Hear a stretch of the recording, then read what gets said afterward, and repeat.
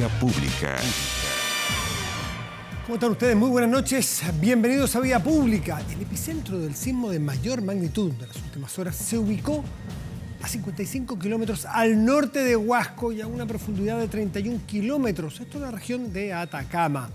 Hasta el momento, ninguno de los movimientos ha reunido las condiciones necesarias para generar un tsunami en las costas de Chile. Importante dato, fundamental. Y de acuerdo a los primeros antecedentes recabados por la ONEMI, se registraron rodados menores en la ruta Vallenar-Huasco, cortes menores de suministro eléctrico y no habría daños en recintos de salud. Por su parte, Sernagiomín indicó que las empresas mineras de la zona no presentan inconvenientes. Nos vamos de inmediato a la mesa de conversación. Allí sí. Y ya está con nosotros nuestro invitado. Cambiamos de tema rápidamente y un tema que siempre es relevante conversar tiene que ver con las ISAPRES. Y nos acompaña Gonzalo Simón, que es presidente de la Asociación de ISAPRES. Gonzalo, muy buenas noches y gracias por recibirnos. Muy buenas noches, muchas gracias por permitirnos estos minutos de poder intercambiar información. Exactamente. Sí, pues bueno, y tiene que ver con que la Asociación de ISAPRES, que tú presides justamente, propuso a la Comisión de Salud del Senado mantener congelados los valores de sus planes hasta agosto del próximo año. Es decir, es un año porque eran en agosto, se corrieron hasta noviembre, pero ustedes deciden hasta agosto del próximo año no aumentar los precios. Eso es correcto. Efectivamente, ¿no es cierto?, este año ha sido un año muy particular, muy especial, el año de la pandemia. Desde marzo ya el sistema de salud ha tenido que hacerse cargo con mucho énfasis respecto a esta situación.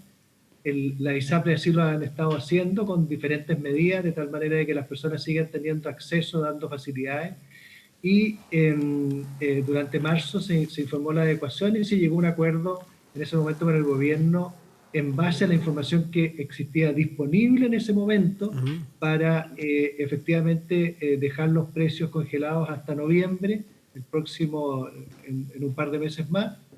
Pero durante todo este tiempo se ha venido recabando información, se ha venido analizando qué es lo que está sucediendo, cómo ha venido evolucionando la pandemia, los efectos que esta ha tenido, y en base a esa información las ISAPRES han estudiado la situación y de tal manera de considerar el escenario en el cual se está presente y al mismo tiempo de plantear una ayuda importante hacia los cotizantes del sistema.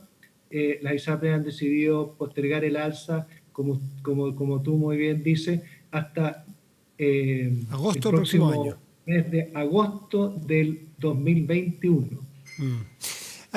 Gonzalo, este año hay que decir que ha sido muy raro, muy anómalo en todo, en prácticamente todo. No se me ocurre algo que se salve del impacto de las anomalías. Y ustedes como industria también. Por lo pronto, alguien dirá, bueno, qué bueno que bajen, pero también hay que contrastarlo con una información que me gustaría que me la expliques, que son, para el primer semestre de 2020, las ISAPRES aumentaron ganancias a más de 18.000 millones de pesos. Esto es en el periodo. ¿Cuánto es más que el periodo o qué diferencia con el mismo periodo del año anterior? Primero, ¿y cómo se explican estas utilidades? Muy bien. El año 2019 fue un año bien particular para la ISAPRES porque el resultado del primer semestre del sistema ISAPRES fue un resultado casi cercano a cero. Fueron 197 millones el resultado del primer semestre del año pasado. Por lo tanto, como digo, muy cercano a cero. Entonces, efectivamente la variación que hay entre el primer semestre del año 2019 y el primer semestre del año en el cual estamos hoy día, el 2020, es de 18.000 millones y por lo tanto la diferencia es casi de esos 18.000 millones que se registraron durante este primer... ¿Cómo los explicas? ¿Dónde se produce ese aumento? ¿Qué cambió? Lo que cambió principalmente se refiere a que de marzo en adelante, principalmente de abril en adelante, en marzo en realidad los efectos no fueron tan importantes. El efecto de la cuarentena es muy importante en lo que tiene que ver con la demanda de atenciones. Si uno analiza cómo se ha ido comportando, uno puede darse cuenta de que se decretó cuarentena alrededor del fines de marzo, como el 26 de marzo. Posteriormente, en abril, se produjo una baja en la cantidad de demanda de atenciones. No tan importante, pero igual una baja.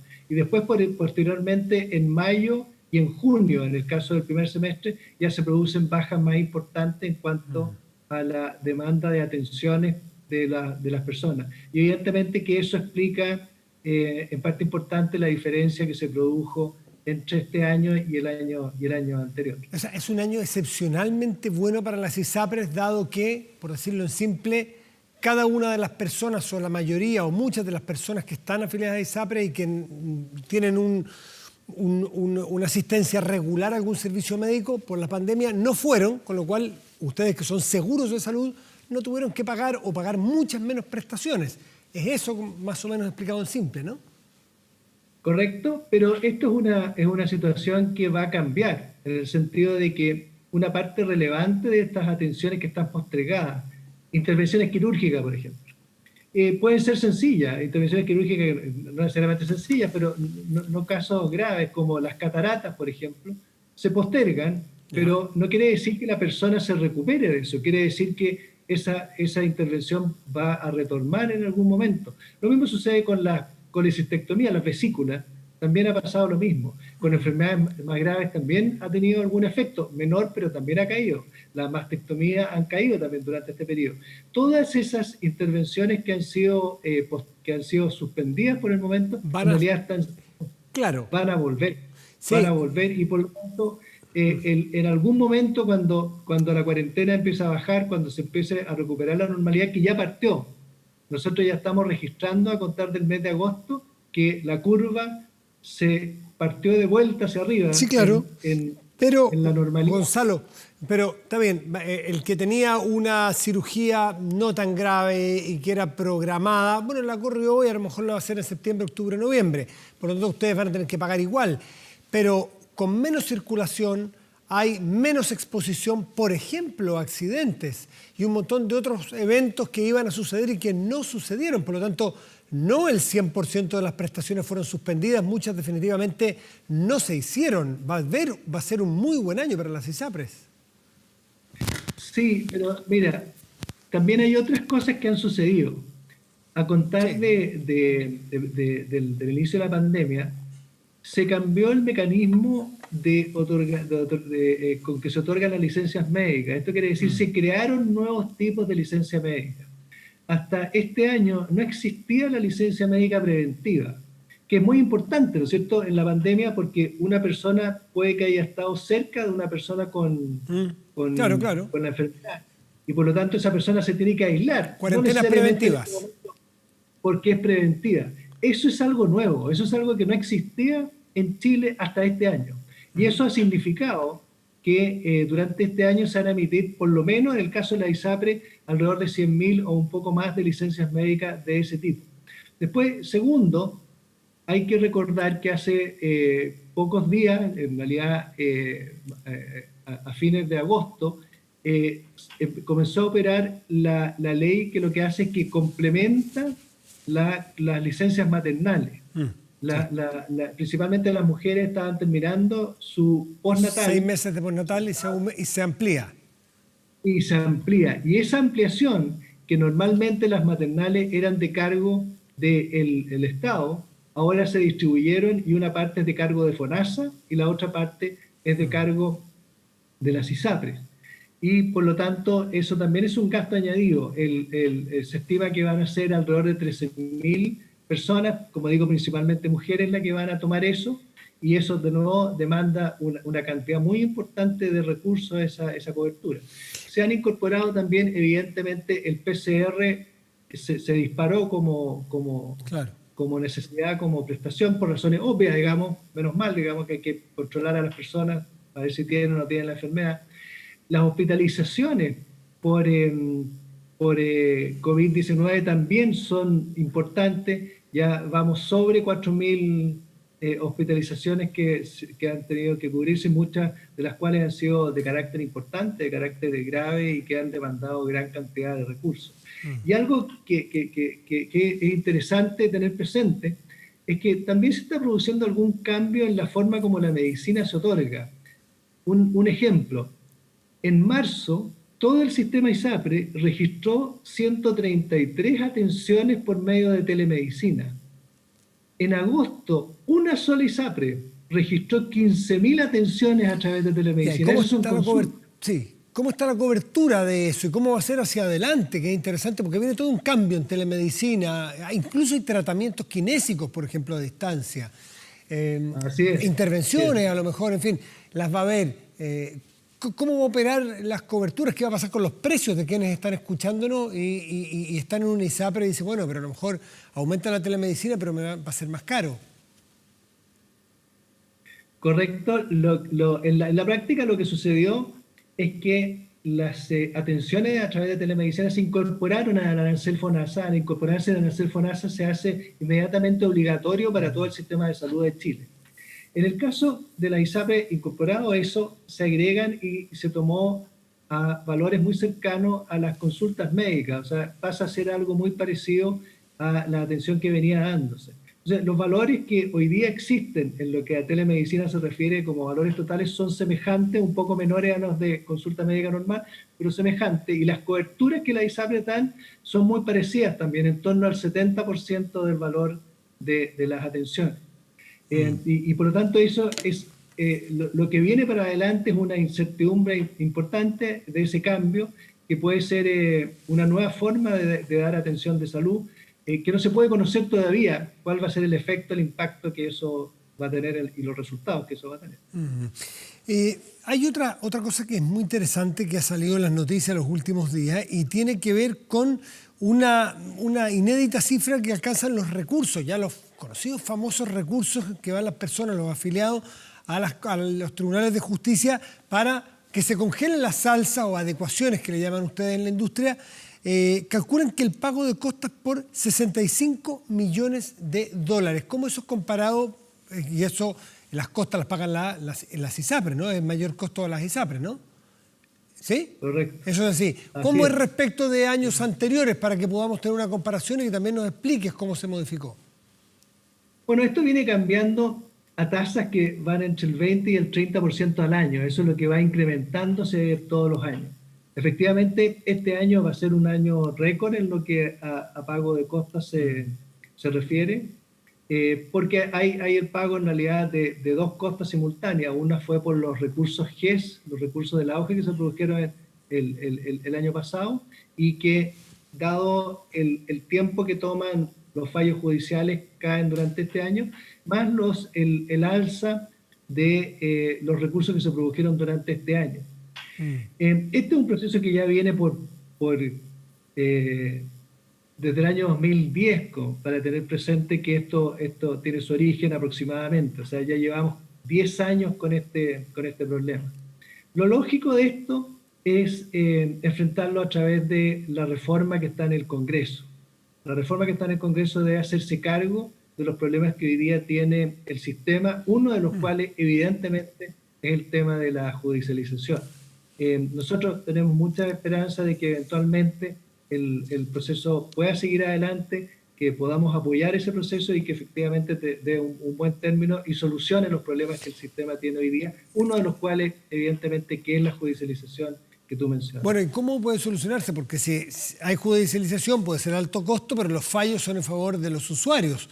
Entonces, eso, tú dices, se tendrá que arreglar con la modificación de la ley. ¿Cómo tiene que modificarse para que los usuarios sigan protegidos? Ya no a través de un fallo y que tengan que sobrecargar los tribunales, en fin, sino que se hagan, como que dice, por derecho propio reconocido.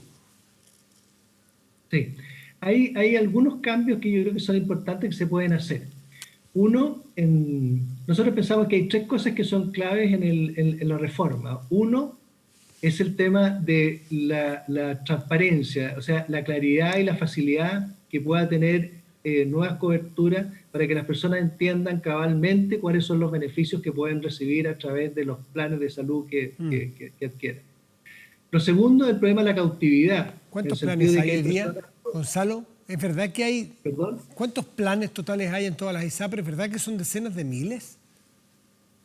Son decenas de miles, porque hay que pensar que hay planes que se pueden haber vendido hace 20 o 30 años en los cuales la persona persevera en mantener ese producto. Por lo tanto, no es que en un cierto momento en el tiempo estén disponibles esos planes, sino que es la acumulación de planes por décadas. Sí, pero igual sigue siendo, tú dices, en pos de la transparencia, sigue siendo para una persona común y corriente, para un ciudadano como yo, la verdad que tirarse a nado en un océano es tan difícil, es tan complejo, son tantas las variables, son tantos los factores que uno al final prácticamente se encomienda a alguien para que no se equivoque y toma un plan y un seguro. Entonces, no debería ir a hacer grandes paquetes o algo más simple para que la gente no se sobreasegure y no pague más, por ejemplo. No, de todas maneras, lo lógico sería avanzar en el camino que tú muy bien indicas. Incluso más, lo que plantea la reforma es que exista una sola cobertura, que sea estándar, que sea común, que todos la identificamos, que todos lo vayamos usando, que todos aprendamos a cómo esa va funcionando y que, por lo tanto, la competencia venga dada por el precio y por las redes que se ofrecen para dar esa misma cobertura. Eso le daría una tremenda facilidad a las personas en cuanto a lo que está sucediendo con sus coberturas. ¿A qué te refieres con que los precios? A ver, explícame mejor porque, para entenderlo, para empezar a entenderlo, si es que va a ser ese el cambio. ¿Cómo va la competencia? Tú y yo vamos al mismo plan, pero tenemos realidades distintas, a lo mejor hijos distintos, edades distintas, dolencias distintas. Vamos al mismo plan. ¿Cómo van a competir las ISAPRES para captarte a ti o a mí? Si el producto es similar entre todas las instituciones, quiere decir que la persona ya no tiene que destinarle un tiempo importante a entender cuál es la cobertura, porque la cobertura sigue siendo la misma. Ya. Entonces lo que la persona tiene que identificar es este producto que me están ofreciendo, que es el mismo que ofrece del lado. Ahí está el prestador que está incorporado, ¿es el prestador que yo quiero? Es el prestador que yo quiero, perfecto. ¿Cuál es el precio de este producto? Y lo comparo con el precio del lado porque es la misma cobertura. Se facilita de una manera muy importante. ¿Y qué tan cerca estamos de eso?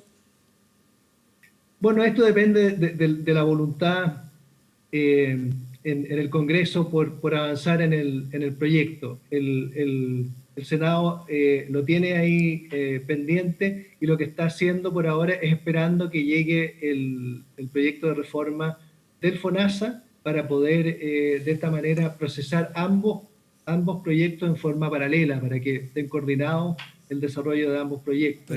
Eso es lo que el Senado ha indicado respecto de la evolución de esta reforma. Gonzalo, por último, estamos en una crisis económica importante, con mucho desempleo, y cuando las personas están con desempleo probablemente bajan sus costos en sus familias, y este es uno de ellos. ¿Cuánta gente se ha ido de las ISAPRES como indicador económico, sencillamente, al sistema público porque no pueden seguir pagando en este semestre? Sí, en realidad el problema de cesantía comenzó un poco antes, ¿no es cierto? Comenzó en octubre del año pasado, en noviembre en realidad del año pasado, y siguió adelante durante los meses siguientes, lamentablemente. Y la pandemia lo que hizo fue agudizar esa situación. Durante los últimos meses, en torno a 25.000 cotizantes han dejado el sistema, y además de eso, las ISAPRES ofrecen un beneficio para que las personas que caen en cesantía puedan permanecer adentro por algunos meses mientras tratan de solucionar su problema. En ese beneficio, hoy día hay alrededor de 20.000 personas adicionales que las ISAPRES están manteniendo durante, como digo, un cierto periodo en tratar de ayudarlos de que puedan en ese periodo encontrar un nuevo trabajo y por lo tanto poder mantener su cobertura de ahí en adelante. Perfecto. Gonzalo Simón, presidente de la Asociación de ISAPRES, muchísimas gracias por este momento y por recibirnos esta noche. Que esté muy bien. Muchas gracias a ustedes por la posibilidad de compartir información. Chao. Buenas noches. Muy bien, buenas noches. ¿Sabías que un corredor de propiedades puede ganar hasta un 4% por la venta de una propiedad? Bueno, tú puedes ser corredor de propiedades, además estudiando 100% online. Colegio Inmobiliario te invita a su programa especial de capacitación. Tú puedes ser un corredor de propiedades exitoso. Más información en www.colegioinmobiliario.cl o en el foro 2321-00084. Hacemos una pausa y volvemos en Vía Pública.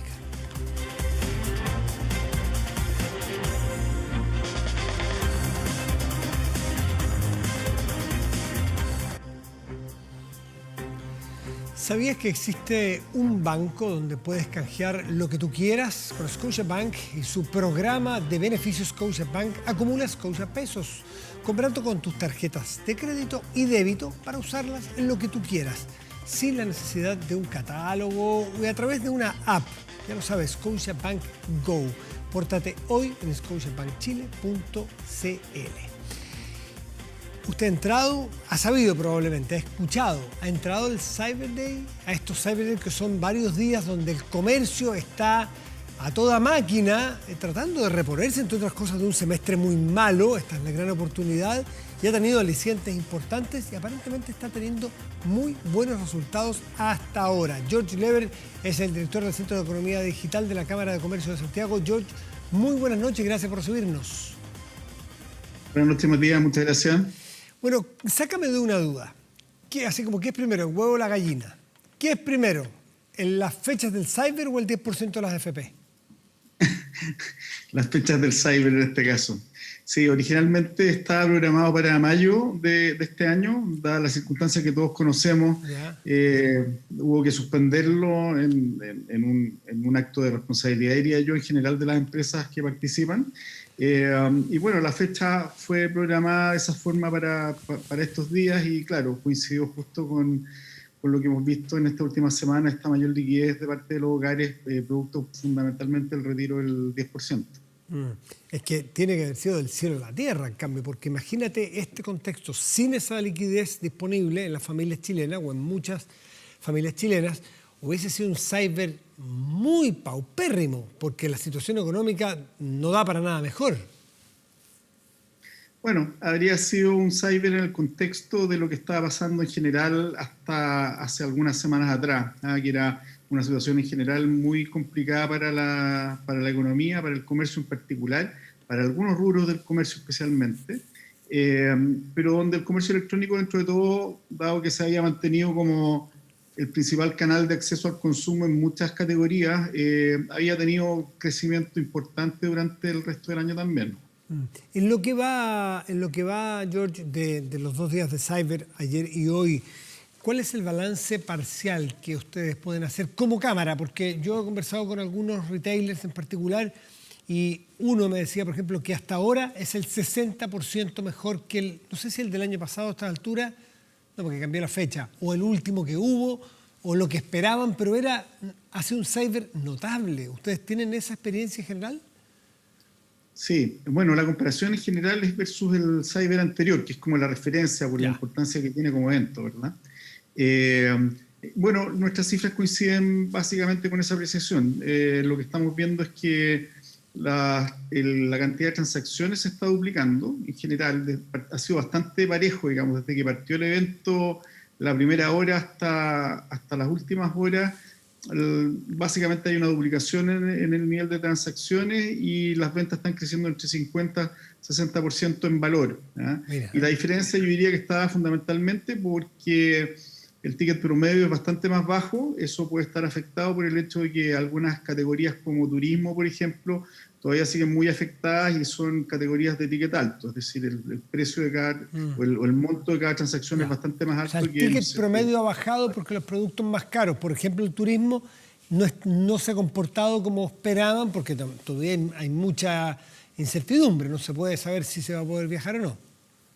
Sí, yo diría que los resultados, ese contexto ya estaba dado, digamos, y los resultados que están obteniendo las empresas de ese sector son bastante favorables en relación a lo que venían experimentando.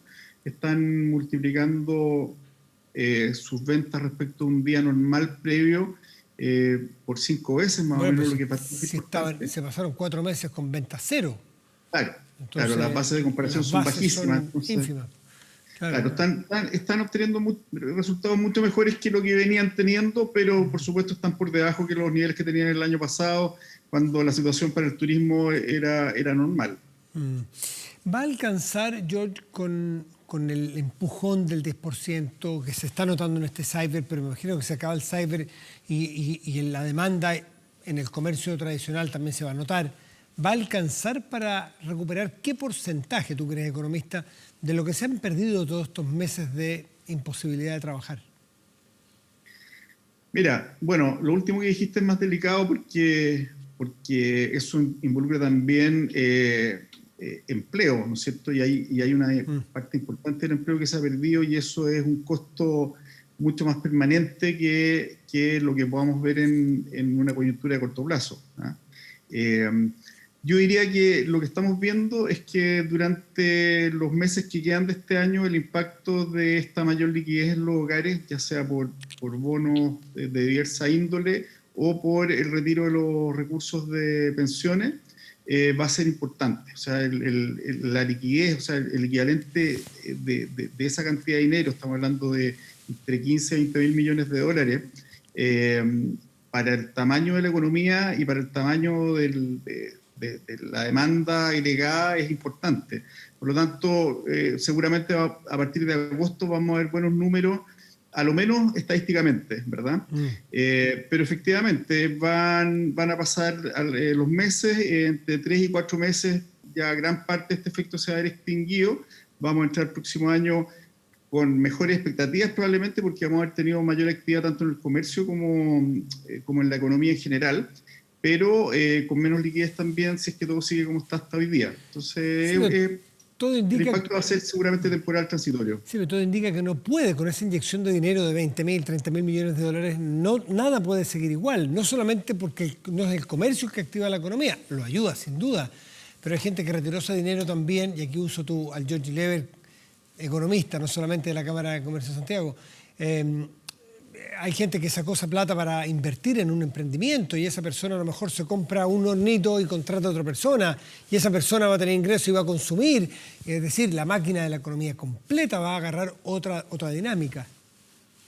Bueno, eso es lo que quisiéramos que ocurriera. Lo que hemos visto en las primeras semanas del retiro es que una parte importante, que de hecho se esperaba más o menos que así fuera, se ha destinado a consumo en general. A eso son bienes y servicios, pero con un énfasis en bienes importante. Y eso probablemente está dado también por el hecho de que llevamos 5 meses o más conteniendo muchas decisiones de consumo que se toman habitualmente respecto, por ejemplo, no sé, equipamiento hogar, electrónica, en fin, bienes que habitualmente, línea blanca, etcétera. Entonces, después de tantos meses de contención, claro, una mayor liquidez, tener mayor disponibilidad de recursos, tiende como a desatarse un poco esa vertiente del consumo. Pero eso esperemos que dé paso, como tú dices, a mayor ahorro. Había un porcentaje de los pensionados, de los cotizantes que indicaba que iba a destinar alguna parte de ahorro, también a emprendimiento, como tú dices. Eran porcentajes probablemente menores en relación si lo comparamos con consumo, pero bueno, una vez que uno hace el primer gasto hay que empezar a pensar en cómo salimos de esta y cómo nos preparamos también para un tiempo que todavía siguen siendo confusos, de incertidumbre y difíciles. George, desde que se hacen los cyber o en los últimos 3, 4, 5 años, ¿cómo ha sido el aumento en la oferta o número de oferentes, más que de oferta de productos, de oferentes? Porque uno en la cabeza se imagina a las grandes tiendas, a los grandes retailers, a las grandes marcas, pero resulta que como está hoy día en este cambio de conducta, uno a través del cyber, yo no he entrado mucho, pero lo que he entrado, uno ve oferta a lo mejor de esos emprendedores chicos que uno no se imagina, con una buena marca, una buena tecnología, una buena página web, las pintan como un gran retailer. Entonces, ¿cuántos oferentes tienen ustedes y cómo ha subido eso en los últimos años? Bueno, la cantidad de los que participan en los cyber, sí. Bueno, cuando esto partió eran, bueno, un puñado de empresas, no más de 20, ¿no es cierto?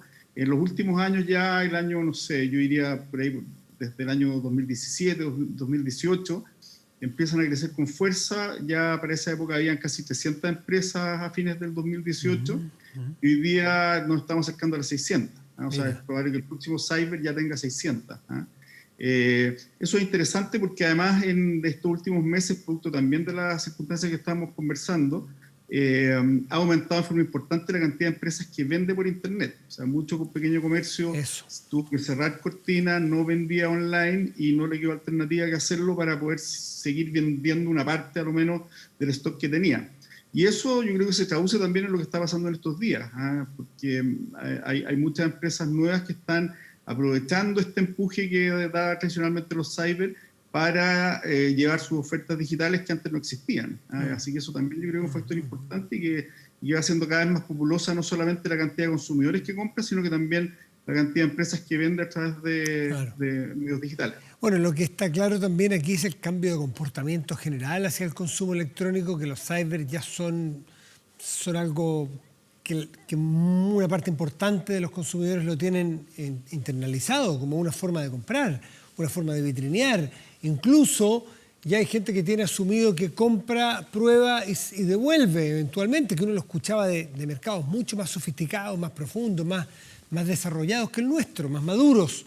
¿Y está pasando aquí? ¿Hay madurez en el comercio electrónico?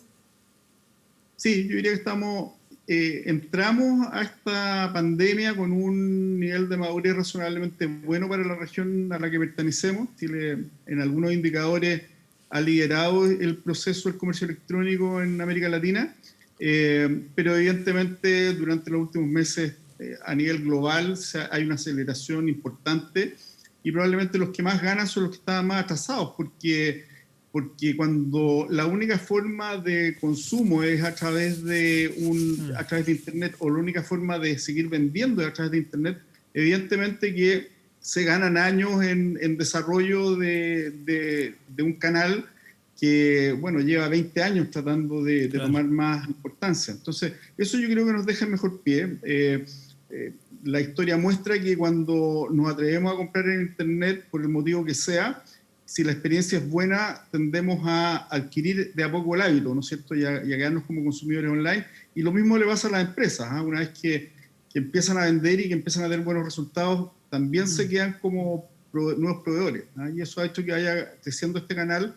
Como decías tú, ha crecido muy fuertemente la cantidad de los que participan en los cyber, pero los cyber son de alguna forma un símbolo de lo que está pasando con el comercio electrónico. Se ve muy bien reflejado en estos 3 días lo que está pasando en general. Por último, que siempre la cara más fea de esto es porque vamos aprendiendo y todos van aprendiendo, la tasa de reclamos y de fallos de sistemas, que son 2 cosas. Sistema, por un lado, que tiene que ver con que el Internet y no entro y que hay mucha tocha y hay espera. Y lo otro son reclamos por precio, reclamos por productos. ¿Cómo han dado eso respecto del último, por ejemplo?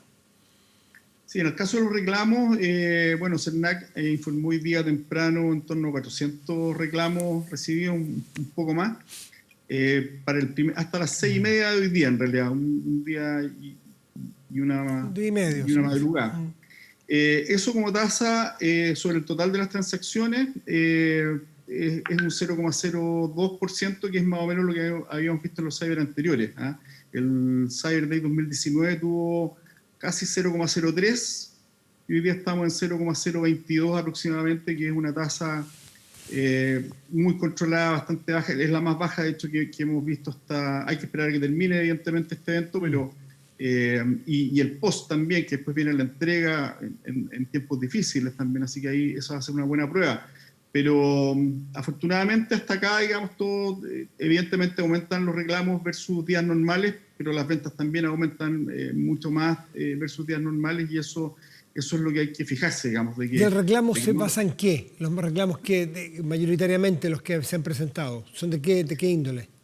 Lo que ha informado CERNAC es que se trata de personas que no ven cumplida su expectativa en términos, por ejemplo, de el porcentaje de las rebajas o la existencia de oferta relevante en términos del tipo de producto también, o que tienen problemas eventualmente con los plazos ofrecidos de despacho, en fin, o comportamientos de precio que no son compatibles con un evento como este, etcétera. Esos son los principales, que es más o menos la tónica tradicional. No ha cambiado eso. Y respecto del fallos de sistema, ¿cómo han dado? ¿Se han equipado las marcas, las tiendas, los vendedores para tener robustez tecnológica?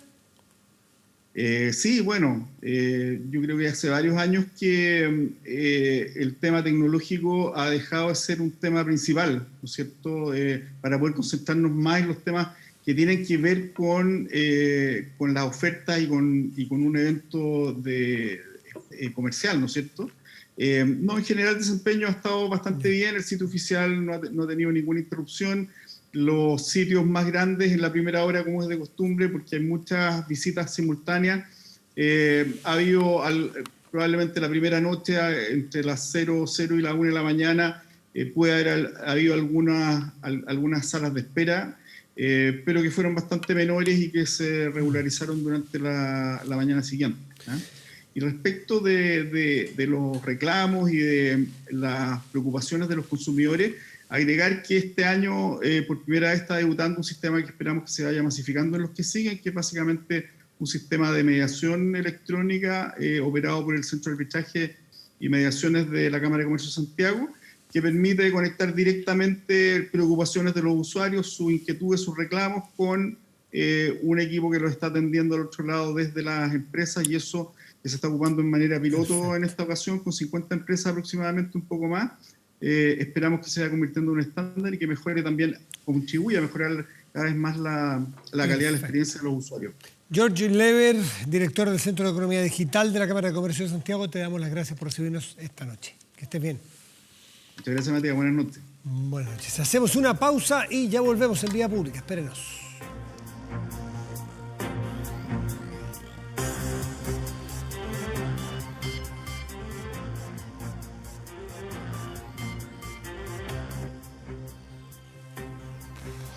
Cuando habla el café, las palabras fluyen. Lucafé ofrece 13 variedades de café, tanto en grano como en sachet.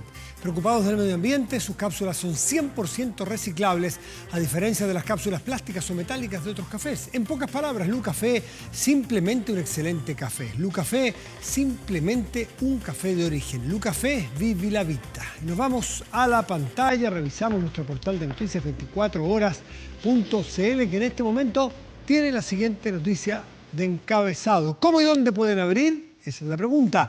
Mañana miércoles reabren restaurantes en modo pandemia. Claro, los que pasan a fase 3. En varias comunas, eran 7 comunas me parece, a preparación. Este es un ejemplo. ¿Ves? Poder salir. Bueno, ahí se va recuperando la economía, más empleo y vamos a tratar de volver a esa normalidad, así que lea más detalles por si usted le interesa. Revisamos el tiempo. La temperatura en este momento en Santiago es de 8 grados con 4 décimas y el cielo está nublado. Para mañana y pasado, en esta región deberíamos esperar lo siguiente. Deberíamos esperar, por ejemplo, que el cielo esté mañana parcial y una máxima probable de 15 grados. Pero para el jueves ya sale un poquito más el sol porque está bien pegada a las bajas temperaturas. Máxima de 18 y cielo despejado, brillará el sol el jueves en la región metropolitana. Revisamos otras 2 regiones del país. Los Ángeles, región del Biobío, estará nublado y una máxima probable de 11 grados. Y Ovalle, en la región de Coquimbo, tendrá un cielo parcial y una máxima probable de 19 grados. Hoy, el segundo disco de estudio de la cantante nacional Javiera Mena cumple ya 10 años desde su lanzamiento. Se trata de Mena, disco que fue lanzado en varios países del mundo por distintos sellos discográficos. En 2011 se estrenó en España, por ejemplo, con una edición limitada con solo 300 copias, que incluye canciones como Hasta la Verdad y Luz de Piedra Luna, canción que ya escuchamos de fondo y con la que despedimos Vía Pública hoy. Muy buenas noches y gracias por venir.